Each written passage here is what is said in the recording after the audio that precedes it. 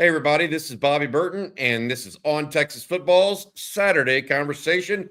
Thanks for joining us. We got a lot of stuff to get through this morning. Some of it has already been reported, and we're going to rehash a little bit of it just to catch everybody up to speed, but some of it's also going to be some new stuff as well. Let's get started with the thing that hit yesterday, and that is the coaching news of Blake Gideon returning to the University of Texas, the former Texas safety and former Texas safety coach. Left last year, the University of Texas, to go to Georgia Tech to become the defensive coordinator and play caller for the Yellow Jackets. He is now returning to the University of Texas underneath and alongside Will Muschamp, who he played for at Texas and who he's worked with before. Gideon, a tremendous asset, I think, to the University of Texas. That follows the announcement, or not even an announcement, but we broke the news yesterday afternoon that Kenodo Hudson, who was the Nichols coach at the University of Texas, would no longer be retained by the University of Texas. That means that Texas has inserted a safeties coach in Blake Gideon. They still have a Nichols coach available because you got to remember, Dwayne Aquina was let go before the bowl game. He was the safeties coach. They've also let go of a Nichols coach. So now they have one more spot for a coach on the staff at either a nickel, or they could choose to use it in another way as well. If Blake Gideon coaches both the nickels and safeties, we'll see what that means. But I would say this, there is still one more hire to go.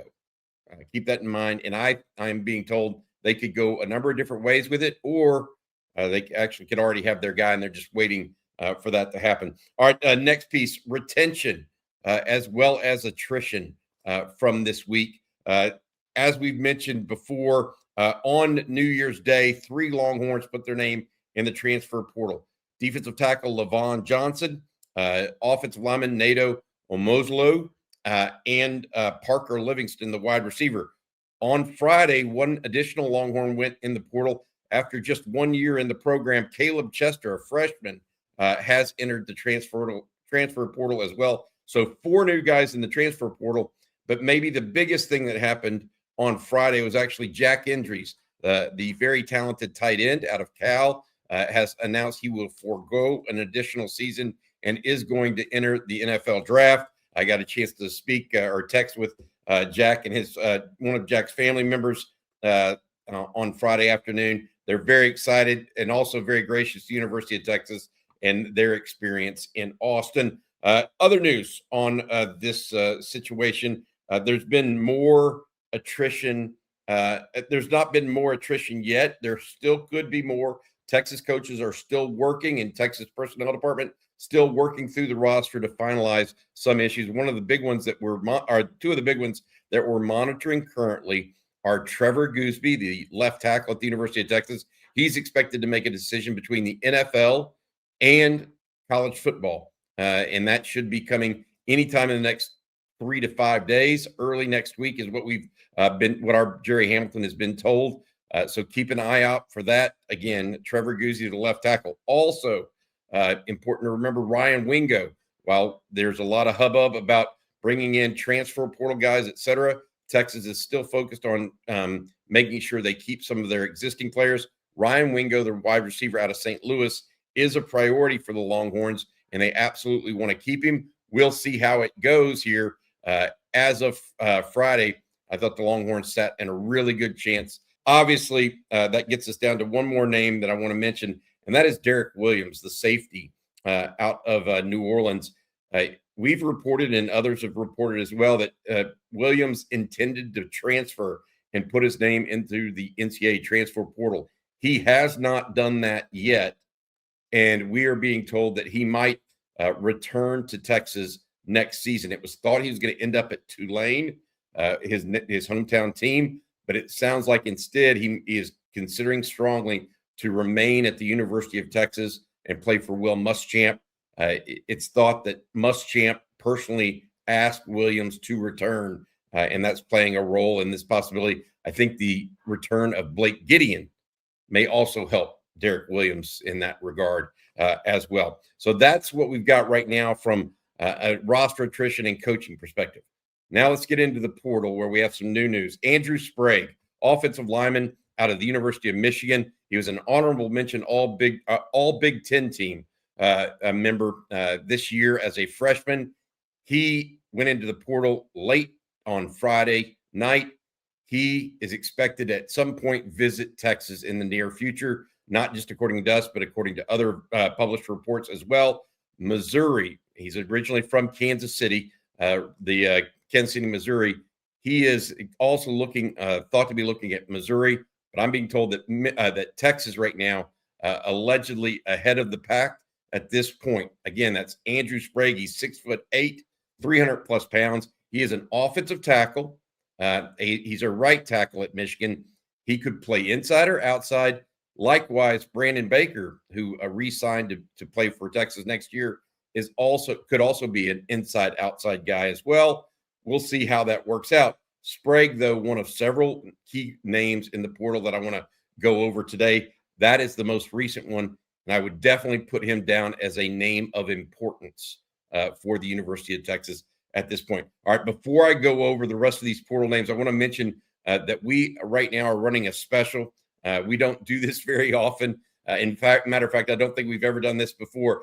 We have a $1 for 1 month introductory only offer for first-time subscribers to ontexasfootball.com. That's where you get up-to-the-minute news and notes on the transfer portal and all things going on at the University of Texas. Make sure you check us out over at ontexasfootball.com. It's something that we do outside of just the video and podcast component here on YouTube and on podcast. All right, other names that I think folks need to know. I've reported already. They're expected to be 10 to 13 official visitors at Texas this weekend. Okay, I'm going to go over the names that I think people need to be aware of in that category. I'll start with Jaden Woods, a defensive end out of the University of Florida. He's also from the Kansas City area. Unlike Sprague, the big lineman from Michigan that's from Kansas City, Sprague's from Kansas City, Missouri. Woods is from Kansas City, Kansas. He's on the western part of the state line there. He played at the University of Florida, ended up being a starter at Florida as a true freshman. He's an elite pass rusher, had 3.5 sacks in the last several games of the year. He is a guy that has come on really, really strong. If you want to know more about him, I suggest you go watch his huddle highlights or his film. Tremendous player, considered one of the top 10 overall prospects in the portal right now. That's Jaden Woods, a defensive end out of the University of Florida. Tremendous upside. And the thought of him, Zeno Umuzulu, as well as Lance Jackson, Justice Terry, and Colin Simmons, of course, getting after the quarterback. That's a really salty pass rush combo if Texas can get it done with Jaden Woods. Texas A&M trying to get in there with Woods as well, but I think Texas right now has a real shot. The big name, or the biggest name, though, on campus this weekend, Cam Coleman, the wide receiver from Auburn University by way of Phoenix City, Alabama, 6'3", 200-pound guy. He is probably the most well-known name, at least of a non-quarterback in the transfer portal at this point. Some people think he's the number one overall player in the portal. Texas A&M, and Alabama are thought to be the three teams most likely to have an opportunity to sign Coleman. Coleman is visiting Texas this weekend. He's expected to go to Texas A&M on Sunday, and then Alabama sometime next week. We'll see what happens. Texas Tech and USC are also trying to throw their hat in the ring right now. Not sure if that's going to get anywhere at this point for those teams, but they are trying, and they should. Great player, potentially great player that you could pair with a Ryan Wingo, as well as an Emmett Mosley and others like Dalen McCutcheon. All right, Ian Jaffrard, the defensive tackle out of Arkansas. Young man also expected on campus this weekend. He is 6'5", 380 pounds. He's a starter at Arkansas. And as Will Muschamp and this defensive staff started looking through players across the country that they could play at nose to go alongside an Alex January who's going to return, and a Hero Canoe that's going to return, Josiah Sharma, Myron Charles, etc. Ian Jaffrard is one that everybody kind of circled. And long story short, he is a guy that can control the point of attack as well as just about anybody that you're going to find. Texas right now, I think, really good shape right now. SMU and a couple other schools have been trying to mess with him too and get him on campus for a visit. He's visiting Texas first as well. Another name last name I want to go over this morning with you guys, Isaac Brown, running back out of Louisville. We've mentioned him several times on this channel. He averaged as a sophomore last year 8.8 yards per carry. 101 carries. He had 800 plus yards. Furthermore, he had 5 runs over 50 yards in one season. It's incredible. Had 11 plus 20-yard runs on the campaign too. He is a big play waiting to happen. A lot of people wonder, well, where is he a big back? No, he's not. He's 5'9", 190. He is more akin to a Jaden Blue, Trey Wisner mix. I still think Texas is going to need to get a bigger back, but I'm going to tell you, they can't get a guy that scores touchdowns better than Isaac Brown or finds a way into big plays. So if you go back to Jaden Blue, for example, and how he was used in the passing game and how he was used his speed was utilized by Steve Sarkisian, think about that as it relates to Isaac Brown, because he's that kind of player. Brown originally from Homestead, Florida, down in South Florida. Those are some of the big names. I'm going to give you one other that I think is important that you know, and that's a kicker, a place kicker, Gianni Spedica. He's from Memphis University. He's been a multi-year starter there.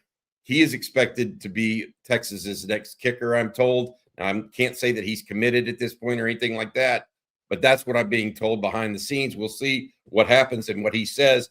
Spedica last year was a Lou Groza Award semifinalist, and he made 15 of 20 field goals. He was 4 of 5 beyond 50 yards. Anyways, that's what I've got for y'all this morning. Again, multiple players on campus, 10 to 13 recruits expected on campus this weekend at the University of Texas. Coach Steve Sarkisian and his staff, Brandon Harris, and those guys doing a really good job being very aggressive in the portal. I've mentioned this term multiple times, and I'll repeat it.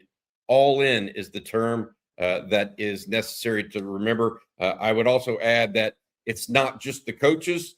Players are recruiting players right now, too. I'm told, like Sprague, for example, may have gotten a phone call from a certain quarterback at the University of Texas in the last day. So long story short, Longhorns working hard right now to bring in the right players, get them involved at Texas, and see if they can't close the deal on a few of them before they take other visits. Because one of the things about the portal, if they leave campus, you can't necessarily guarantee you're not going to find somebody else in the portal. So a lot of these deals will turn over quick. They will turn over quick, and that's what we're really monitoring right now at On Texas Football, because I think that you might see a few of these guys decide to call it a day and choose the Longhorns in the next, 12 to 24 to 48 hours. It's that kind of turnaround time because these guys have to make somewhat quick decisions. Otherwise, they risk losing their spot and whatnot. Now, that's not just going to be the case on a few guys that are elite players, but some of them it will be, and it'll force a decision earlier. And plus, a lot of these NIL offers aren't bigger one place or another. They're very similar.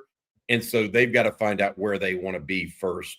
A lot of them that visit first already have an inclination of where they want to be, and that's why they're making the visit to a certain place first as well. All right, that's going to do it for this morning Saturday conversation. We will be back later today with more on the portal. We also have that thread I talked about going on ontexasfootball.com. Please check us out. Again, that is ontexasfootball.com. $1 for 1 month right now. It's a special introductory offer. First-time subscribers only. Again, that's ontexasfootball.com. All right, that's it. Going to do it for this episode and this Saturday morning conversation. Thank you all for coming up and hanging out. Hook 'em horns, guys.